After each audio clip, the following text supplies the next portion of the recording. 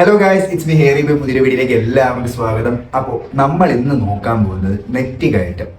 Net കയറ്റം ഒരു പ്രശ്നമാണ്. ഒരുപാട് പേര് ഈ നെറ്റ് കയറ്റം എന്ന് പറയുന്ന ഒരു സംഭവം കൊണ്ട് ബുദ്ധിമുട്ടുന്നുണ്ട്.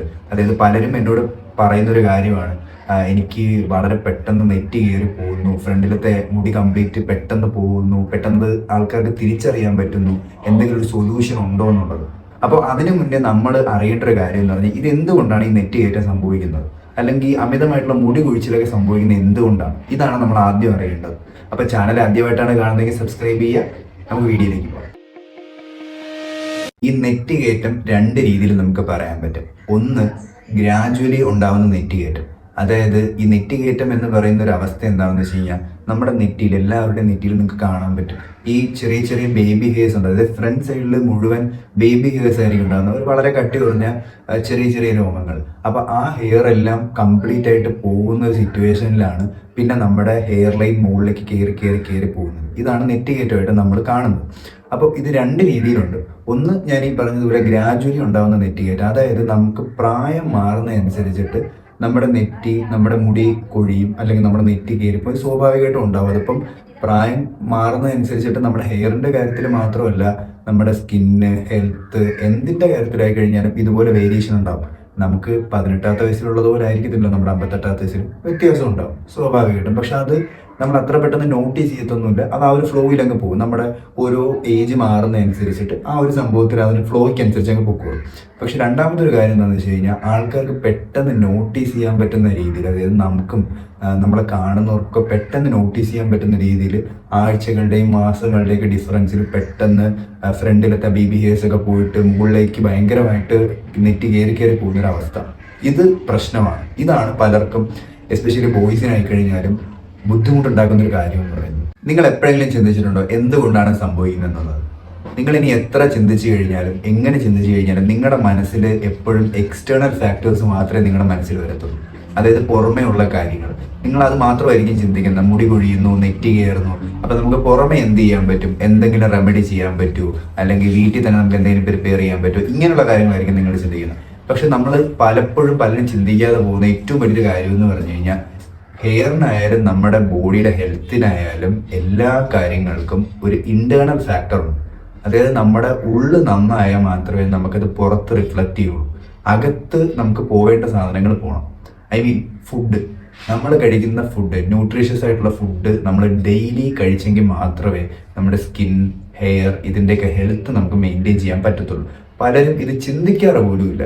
മുടി കൊഴിയുന്നു, അങ്ങനെയാണെങ്കിൽ കുറച്ച് കറ്റാർ വാഴയൊക്കെ അരച്ചൊക്കെ തേച്ച് കഴിഞ്ഞാൽ നാളെ രാവിലെ മുടി വളരും. പക്ഷെ ഒരിക്കലുമല്ല, അങ്ങനെയല്ല. അത് ഒരു ഹെൽപ്പ് ചെയ്യുന്നൊരു ഫാക്ടറാണ് മുടി വളരാൻ. പക്ഷെ അതേപോലെ തന്നെ ഒരു ഇന്റേണൽ ഫാക്ടറും ഉണ്ട്. നമ്മുടെ ഒരു 60% നമ്മുടെ ഇന്റേണൽ ഫാക്ടറും 40% എക്സ്റ്റേണൽ ഫാക്ടറും കൂടെ നമ്മൾ മെയിൻറ്റെയിൻ ചെയ്യുമ്പോഴാണ് നമുക്ക് 100% റിസൾട്ട് കിട്ടുന്നത്. അല്ല നമ്മൾ പുറമേ മാത്രം കാര്യങ്ങൾ ചെയ്തുകൊണ്ടിരുന്നു കഴിഞ്ഞാൽ നമുക്ക് റിസൾട്ട് കിട്ടില്ല. നമ്മൾ ഇന്റേണൽ ആയിട്ടുള്ള കാര്യങ്ങൾ നോക്കണം. നമ്മുടെ ശരീരത്തിന് വേണ്ട കാര്യങ്ങൾ കിട്ടുന്നുണ്ടോ, ന്യൂട്രീഷൻ ആയാലും പ്രോട്ടീൻ ആയാലും വിറ്റാമിൻ ആയാലും നമുക്ക് വേണ്ടത് അകത്ത് കിട്ടുന്നുണ്ടോ നമ്മൾ ചിന്തിക്കുക. നമ്മുടെ ആഹാരത്തിലൂടെ, ഒരു ദിവസം നമ്മുടെ ആഹാരത്തിലൂടെ നമുക്ക് കഴിക്കാൻ പറ്റുന്നുണ്ടോ നമ്മൾ ചിന്തിക്കുക. അങ്ങനെ ചിന്തിക്കാൻ തുടങ്ങിക്കഴിഞ്ഞാൽ പലർക്കും ഇല്ല എന്നായിരിക്കും ഉത്തരം.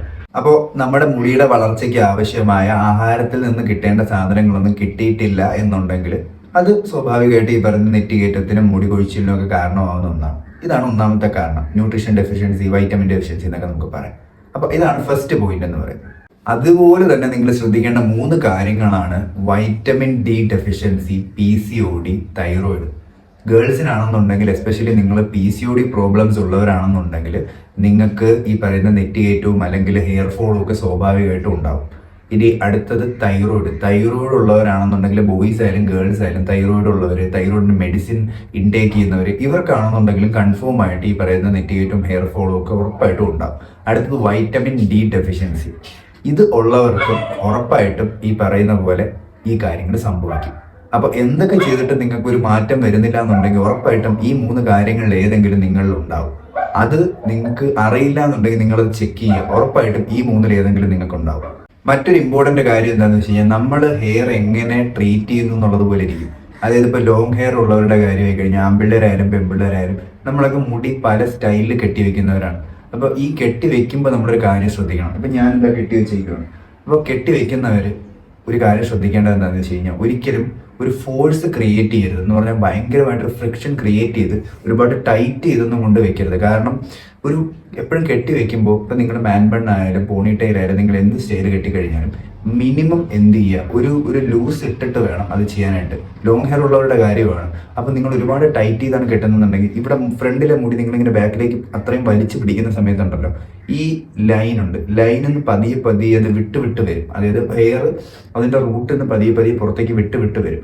അങ്ങനെ നിങ്ങൾ പോലും അറിയാതെ കുറേ നാളങ്ങനെ കെട്ടി വെച്ച് വരുമ്പോഴത്തേനും പതിയെ അവിടെ നിന്ന് ഊരി അങ്ങ് പോകും. അത് പതിയെ ലൈനും കയറിപ്പോൾ നിങ്ങൾ അറിയത്തില്ല, റൂട്ടിൽ നിന്ന് വിട്ട് പോകും. അത് ഒരു കാര്യം. ഇനി രണ്ടാമത്തെ കാര്യം എന്താണെന്ന് വെച്ച് കഴിഞ്ഞാൽ, ഈ ലോങ് ഹെയർ ഉള്ളവരായി കഴിഞ്ഞാൽ തന്നെ ബാൻഡ്, ബോ ഇങ്ങനെയുള്ള സാധനങ്ങളൊക്കെ ഉപയോഗിക്കാറുണ്ട്. അപ്പോൾ അതും ഒരു പ്രശ്നമാവും. അതായത് ഒരുപാട് നാളിങ്ങനെ കണ്ടിന്യൂസ് ആയിട്ട് ഉപയോഗിച്ച് വരുമ്പോഴത്തേനും നമ്മൾ സത്യം പറഞ്ഞാൽ അങ്ങോട്ടൊരു വഴി തെളിച്ചു കൊടുക്കുകയാണ്. അതായത് ബാൻഡും ബോയും ആയി കഴിഞ്ഞാൽ നമ്മളിങ്ങനെ അതിനനുസരിച്ച് ഇങ്ങനെ പിടിച്ച് വെച്ച് കൊടുക്കുന്നതനുസരിച്ചിട്ട് ആ വഴിക്ക് അതങ്ങ് പോകും, കയറി അതങ്ങ് പോകും. അതും ഒരു കാരണമായിട്ട് വരും. അപ്പോൾ ഷോർട്ട് ഹെയർ ഉള്ളവരുടെ കാര്യം പറയുകയാണെന്നുണ്ടെങ്കിൽ, നിങ്ങൾ തല കോതുന്ന സമയത്ത് നിങ്ങൾക്ക് അറിയാം, നിങ്ങൾ പലരും ഞാൻ കണ്ടിട്ടുണ്ട്, പലരും കോതുന്നത് ഈ ചീപ്പൊക്കെ എടുത്ത് വെച്ചിട്ട് അവരിങ്ങനെ പിടിച്ചങ്ങ് കോതുക. അപ്പോഴത്തേക്ക് ആ കോതുന്ന കണ്ടു കഴിഞ്ഞാൽ തന്നെ എനിക്ക് പേടിയാവും സത്യം പറയാൻ. അത്രയും ഒരു റഫായിട്ടാണ് അവർ കോതുന്നത്. അങ്ങനെയൊന്നും ഒരിക്കലും കോതരുത്. കാരണം നിങ്ങൾ എത്രത്തോളം റഫ്നെസ് കാണിക്കുന്നു അത്രത്തോളം നിങ്ങളുടെ ഹെയറിന് നിങ്ങൾക്ക് ഡാമേജ് വരും. അതുകൊണ്ട് കോതുമ്പോഴേ കഴിഞ്ഞാൽ പതിയെ കോതുക എന്നുള്ളതാണ്. ഒരിക്കലും ഒരു ഹാർഷായിട്ട് പെരുമാറരുത് നിങ്ങളുടെ ഹെയറിനോട്. അത്രയും സോഫ്റ്റ് ആയിട്ട് മാത്രമേ പെരുമാറാവുള്ളൂ. പിന്നെ മറ്റു ചില കാര്യങ്ങൾ എന്തൊക്കെയാണെന്ന് വെച്ച് കഴിഞ്ഞാൽ, ഒന്ന്, ആവശ്യമില്ലാത്ത കെമിക്കൽസ് ഒന്നും വാരി തലയിൽ തേക്കാതിരിക്കുക. ഒരുപാട് സാധനങ്ങൾ മാർക്കറ്റിൽ കിട്ടും, അതൊന്നും വാരി തലയിൽ പൊത്താതിരിക്കുക. തേക്കുന്നുണ്ടെങ്കിലും വളരെ റെയർ ആയിട്ട് വല്ലപ്പോഴും ഒക്കെ വെരി ഒക്കേഷണലി എന്തെങ്കിലും പരിപാടിക്കൊക്കെ തേച്ചാലായി. അല്ലാന്നുണ്ടെങ്കിൽ ഡെയിലി 3 നേരമൊന്നും വെച്ച് ഈ കണ്ട കെമിക്കൽസ് ഒന്നും വാരി തേക്കരുത്. പിന്നെ ഹെൽമെറ്റ് വെക്കുമ്പോഴത്തേനും പ്രധാനമായിട്ട് ശ്രദ്ധിക്കുക, സ്കാർഫ് നിർബന്ധമായിട്ട് ഉപയോഗിക്കുക. പിന്നെ മറ്റൊരാൾ ഉപയോഗിക്കുന്ന ഹെൽമെറ്റ് മേടിച്ച് ഉപയോഗിക്കാതിരിക്കുക. ഉപയോഗിച്ച് കഴിഞ്ഞാൽ നിങ്ങളുടേതായ സ്കാർഫ് നിങ്ങൾ കീപ്പ് ചെയ്യുക. പിന്നെ ഇടയ്ക്കിടയ്ക്ക് ഹെൽമെറ്റ് വെച്ച് കഴിഞ്ഞാലും സ്കാർഫ് ഇട്ട് കഴിഞ്ഞാൽ ഇടയ്ക്കിടയ്ക്ക് നിങ്ങൾ ബൈക്കിലൂടെയും പോവുകയാണെങ്കിൽ ചെറിയൊരു ഗ്യാപ്പ് കൊടുക്കുക. വണ്ടി ഒന്ന് നിർത്തി ഒരു 10 മിനിറ്റോ 5 മിനിറ്റോ ഒക്കെ ഒന്ന് റിലാക്സ് ചെയ്യുക, അതായത് എയർ കയറാൻ വേണ്ടിയിട്ട്. ഇതൊക്കെയാണ് പിന്നെ ശ്രദ്ധിക്കേണ്ട കുറച്ച് കാര്യങ്ങളെന്ന് പറയുന്നത്. ശ്രദ്ധിക്കാനാണെങ്കിൽ ഒരുപാടുണ്ട്. പലരും അവരുടെ ജീവിതത്തിൽ പല മിസ്റ്റേക്ക് പല രീതിയിൽ ചെയ്യുന്നുണ്ടാവും. അപ്പോൾ എല്ലാം ഒരു പക്ഷേ പറയാൻ പറ്റണമെന്നില്ല. അപ്പോൾ എനിക്ക് പെട്ടെന്ന് എൻ്റെ മൈൻഡിൽ വരുന്ന കുറച്ച് കാര്യങ്ങളാണ് ഞാൻ നിങ്ങൾക്ക് പറഞ്ഞു തരുന്നത്. അതുകൊണ്ട് മാക്സിമം നിങ്ങളുടെ ഹെയറിന് ഡാമേജ് ഉണ്ടാക്കുന്നത് ഒരു കാര്യങ്ങളും ചെയ്യാതിരിക്കുക.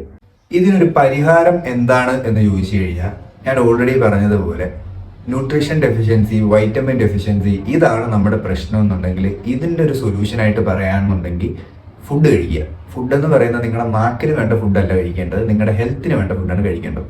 നമ്മൾ ഇന്ന് കഴിക്കുന്ന ഫുഡെന്ന് പറഞ്ഞു കഴിഞ്ഞാൽ നമ്മുടെ നാവിൻ്റെ രുചിക്ക് അനുസരിച്ചിട്ട് നമുക്ക് ഇഷ്ടപ്പെടുന്ന സാധനങ്ങളാണ് നമ്മൾ കഴിച്ചുകൊണ്ടിരിക്കുന്നത്. 100% നിങ്ങളുടെ ഹെയറിൻ്റെ ഹെൽത്തിന് വേണ്ട ഒരു സാധനവും അതിൻ്റെ അകത്തില്ല. നിങ്ങളുടെ ഹെയറിൻ്റെ ഹെൽത്തിന് വേണ്ട ഫുഡ് എന്തൊക്കെയാണെന്ന് നോക്കിയിട്ട് അത് കഴിക്കുക. അതാണ് നിങ്ങളുടെ ഡെയിലി ഡയറ്റ് ഉൾപ്പെടുത്തേണ്ട കാര്യം എന്ന് പറയുന്നത്. അവിടുന്ന് മാത്രമേ നിങ്ങളുടെ ഹെയറിന് ഒരു ഹെൽത്തും ഒരു ഗ്രോത്തും ഒക്കെ ഉണ്ടാകത്തുള്ളൂ. അല്ലാതെ നിങ്ങളിനിയിപ്പോൾ പുറമേ എന്ത് ചെയ്തിട്ടും കാര്യമില്ല. അകത്തുനിന്ന് നന്നായാലേ അതിൻ്റെ ഒരു റിസൾട്ട് പുറത്തേക്ക് വരുള്ളൂ. അപ്പം അതുകൊണ്ട് ഈ പറയുന്ന പോലെ നിങ്ങളുടെ നെറ്റിയേറ്റവും മുടി കൊഴിച്ചിലും ഇതിനൊക്കെ ഒരു പ്രധാനപ്പെട്ട കാരണം എന്ന് പറയുന്നത് may be nutrition deficiency, vitamin deficiency ഒക്കെ ആയിരിക്കും. ഇത് നിങ്ങൾക്ക് നിങ്ങളുടെ ഡയറ്റിലൂടെ മാത്രമേ നിങ്ങൾക്ക് ബാലൻസ് ചെയ്യാൻ പറ്റുള്ളൂ. നല്ല ആഹാരങ്ങൾ കഴിക്കുക, നല്ല ആരോഗ്യത്തോടെ ഇരിക്കുക. ഇതാണ് ഒന്നാമത്തെ കാര്യം എന്ന് പറയുന്നത്. ഇനി നിങ്ങൾ നല്ല ഫുഡ് കഴിക്കുന്നുണ്ട്, നിങ്ങൾ പുറമെ ഒരുപാട് ഹോം റെമഡീസ് ഒക്കെ ട്രൈ ചെയ്യുന്നുണ്ട്, ഒരുപാട് കാര്യങ്ങൾ ചെയ്യുന്നുണ്ട്, മുടി നന്നായിട്ട് കെയർ ചെയ്യുന്നുണ്ട്, എന്നിട്ടും നിങ്ങൾക്ക് ഈ പറയുന്ന പോലെ കൊഴിച്ചിലും നെറ്റികേറ്റും ആണെന്നുണ്ടെങ്കിൽ ഉറപ്പായിട്ടും നിങ്ങളൊരു ഡോക്ടറിനെ കൺസൾട്ട് ചെയ്യുക. കാരണം നിങ്ങൾക്ക് മറ്റെന്തോ ഒരു പ്രശ്നമുണ്ട്. അതായത് ഞാൻ ഓൾറെഡി സൂചിപ്പിച്ച പോലെ PCOD, ലേഡീസിനാണെന്നുണ്ടെങ്കിൽ PCOD പ്രശ്നമാവാം. PCOD പ്രശ്നമൊക്കെ ഉണ്ടെങ്കിൽ ഉറപ്പായിട്ടും നെറ്റികേറ്റും മുടി കൊഴിച്ചിലും ഒക്കെ സ്വാഭാവികമായിട്ടും ഉണ്ടാവും. അതുപോലെ തന്നെ തൈറോയിഡ്, വൈറ്റമിൻ ഡി ഡെഫിഷ്യൻസി, ഇതിലേതെങ്കിലും ഒരു പ്രശ്നം ഉറപ്പായിട്ടുണ്ടാവും. ഈ 3 അല്ലെങ്കിൽ ഇത് കൂടാതെ മറ്റെന്തെങ്കിലും ഒരു പ്രശ്നം ഉറപ്പായിട്ട് അല്ലെങ്കിൽ എൻ്റെ തുടക്കം എന്തെങ്കിലും ഉണ്ടാവും. അതുകൊണ്ടായിരിക്കാം നിങ്ങൾ നല്ല ആഹാരം കഴിച്ചിട്ടും അതുപോലെ തന്നെ നിങ്ങൾ ഒരുപാട് നല്ല റെമഡീസ് ട്രൈ ചെയ്തിട്ട് നിങ്ങൾക്കൊരു റിസൾട്ട് വരുന്നില്ല, അല്ലെങ്കിൽ ഒരു ചേഞ്ച് ഫീൽ ആവുന്നില്ല എന്നുണ്ടെങ്കിൽ ഇതുപോലെ എന്തെങ്കിലും ഒരു കാര്യം നിങ്ങൾ പോലും അറിയാൻ നിങ്ങളുടെ ഉള്ളിലുണ്ടാവും. അത് ഒന്ന് ചെക്ക് ചെയ്ത് ക്ലിയർ ചെയ്യുക. പിന്നെ ഒരു ഇമ്പോർട്ടൻ്റ് ആയിട്ടുള്ള കാര്യം എന്താണെന്ന് വെച്ച് കഴിഞ്ഞാൽ ഈ വക കാര്യങ്ങൾ നമ്മൾ തുടക്കത്തിലെ ശ്രദ്ധിക്കുക. അതായത് നെറ്റ് കയറ്റം നമുക്ക് ഫീൽ ചെയ്യുന്നുണ്ട്, മുടി നന്നായിട്ട് കൊഴിയുന്നത് നമുക്ക് ഫീൽ ചെയ്യുന്നുണ്ട്, ഈ വക കാര്യങ്ങൾ എന്തെങ്കിലും നിങ്ങൾക്ക് അത്രയും ഫീൽ ചെയ്യുന്നുണ്ടെങ്കിൽ സ്റ്റാർട്ടിങ് സ്റ്റേജിൽ നിങ്ങളിത് ക്ലിയർ ചെയ്യാൻ ട്രൈ ചെയ്യുക. അല്ലാതെ ഒരുപാട് നാളുകൾക്ക് ശേഷം ഇതിൻ്റെ ഒരു ലാസ്റ്റ് സ്റ്റേജൊക്കെ എത്തിയതിന് ശേഷം നിങ്ങൾ ഇതൊരിക്കലും ട്രൈ ചെയ്യാൻ നിൽക്കരുത്. ഇങ്ങനെ എന്തെങ്കിലും നിങ്ങൾക്ക് ഫീൽ ചെയ്യുകയാണെന്നുണ്ടെങ്കിൽ നിങ്ങൾ ഉറപ്പായിട്ടും നിങ്ങളുടെ സ്റ്റാർട്ടിങ് സ്റ്റേജിൽ നിങ്ങളിത് ക്ലിയർ ചെയ്യാൻ ശ്രമിക്കുക. അവിടെ മാത്രമേ നിങ്ങൾക്ക് എന്തെങ്കിലും ഒരു ചേഞ്ച് നിങ്ങൾക്ക് കൊണ്ടുവരാൻ പറ്റത്തുള്ളൂ. അല്ലാതെ ഒരുപാട് എല്ലാം നശിച്ചു പോയതിന് ശേഷം നിങ്ങളിത് റിക്കവർ ചെയ്ത് കൊണ്ടുവരാനായിട്ട് ശ്രമിച്ചു കഴിഞ്ഞാൽ ഒന്നും നടക്കത്തില്ല. അപ്പോൾ അതുകൊണ്ട് സ്റ്റാർട്ടിങ് സ്റ്റേജിൽ ഇത് നിങ്ങൾക്ക് എവിടെയാണോ ഫീൽ ചെയ്ത് തുടങ്ങുന്നത് അവിടെ തൊട്ട് നിങ്ങളുടെ കാര്യങ്ങൾ ഒന്ന് ചിന്തിച്ചു തുടങ്ങുക. എന്താണ് ഞാൻ ചെയ്യുന്ന മിസ്റ്റേക്ക്, അല്ലെങ്കിൽ എനിക്ക് എവിടെയാണ് തെറ്റ് പറ്റിയത്, ഞാൻ എന്തെങ്കിലുമൊക്കെ മിസ്റ്റേക്ക് ചെയ്യുന്നുണ്ടോ, അല്ലെങ്കിൽ എൻ്റെ എന്തെങ്കിലും ശീലങ്ങളും സ്വഭാവങ്ങളും അല്ലെങ്കിൽ ഡയറ്റ് എന്തെങ്കിലും മാറ്റങ്ങൾ വരുത്തണോ, എന്തെങ്കിലും ഞാൻ ഉൾപ്പെടുത്തണോ, ഈ വക കാര്യങ്ങൾ നിങ്ങൾ സ്റ്റാർട്ടിങ് സ്റ്റേജിൽ ചിന്തിക്കുക. ഒരുപാടായി കഴിഞ്ഞാൽ പിന്നെ നമുക്കത് ഒരു ട്രീറ്റ്മെന്റിലേക്കൊക്കെ പോകേണ്ടി വരും. അപ്പോൾ നെറ്റ് കയറ്റം എന്ന് പറയുന്നത് സത്യം പറഞ്ഞ ഒരു പ്രശ്നമല്ല. കാരണം ഗ്രാജുവലിയുള്ള ഒരു നെറ്റ് കയറ്റമാണെങ്കിൽ പ്രശ്നമല്ല. പക്ഷെ എന്നാലും പെട്ടെന്നുണ്ടാകുന്ന നെറ്റ് കയറ്റം, നമ്മുടെ ജീവിതശൈലി കൊണ്ടുണ്ടാകുന്ന നെറ്റ് കയറ്റമൊക്കെ ആണെങ്കിൽ അതൊരു പ്രശ്നമാണ്. അത് പ്രത്യേകിച്ച് ആൺപിള്ളേർക്കായാലും പെൺപിള്ളേർക്കായാലും അതൊരു പ്രശ്നമാണ്. അപ്പോൾ അതുകൊണ്ട് ഒരുപാട് അവസാന ഘട്ടത്തിലേക്ക് പോകുന്നവരെ നിങ്ങൾ വെയിറ്റ് ചെയ്യാതെ നിങ്ങളത് സ്റ്റാർട്ടിങ് സ്റ്റേജിൽ തന്നെ നിങ്ങൾ ചെയ്യുന്ന ചില മിസ്റ്റേക്സ് നിങ്ങൾ ക്ലിയർ ചെയ്ത് കഴിഞ്ഞാൽ നിങ്ങൾക്ക് അതൊന്ന് ഒരു പരിഹാരം കണ്ടെത്താനായിട്ട് നിങ്ങൾക്ക് പറ്റും. ഇനി നിങ്ങൾ ഒരുപാട് മിസ്റ്റേക്ക് ചെയ്തു, നിങ്ങൾ ആദ്യമൊന്നും മൈൻഡ് ചെയ്തില്ല, നിങ്ങൾ ലാസ്റ്റ് സ്റ്റേജിലാണെന്നുണ്ടെങ്കിൽ നിങ്ങൾ ഉറപ്പായിട്ട് ഒരു ഡോക്ടറിനെ കൺസൾട്ട് ചെയ്യുക. അവർ നിങ്ങൾക്ക് ഇതിന് വേണ്ട പരിഹാരങ്ങൾ പറഞ്ഞു തരും. ഇവിടെ നിങ്ങൾക്ക് എങ്ങനെ റിക്കവർ ചെയ്ത് കൊണ്ടുവരാൻ പറ്റും, എന്ത് ട്രീറ്റ്മെൻറ്റ് നിങ്ങൾക്ക് എടുക്കാൻ പറ്റും, അവർ പറയുന്ന കാര്യങ്ങൾ കേട്ട് സെറ്റായി കഴിഞ്ഞാൽ അവർ കാര്യങ്ങളൊന്ന് ക്ലിയർ ആക്കി തരും.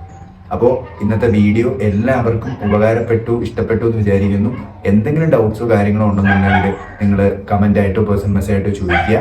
അപ്പോൾ ചാനൽ ആദ്യമായിട്ടാണ് കാണുന്നതെങ്കിൽ സബ്സ്ക്രൈബ് ചെയ്യുക. പുതിയ പുതിയ ഹെയർ കെയർ ടിപ്സുമായിട്ട് പുതിയ പുതിയ വീഡിയോസുമായിട്ട് വരുന്നതാണ്. അതുവരെ it's me hairy boy. Thank you.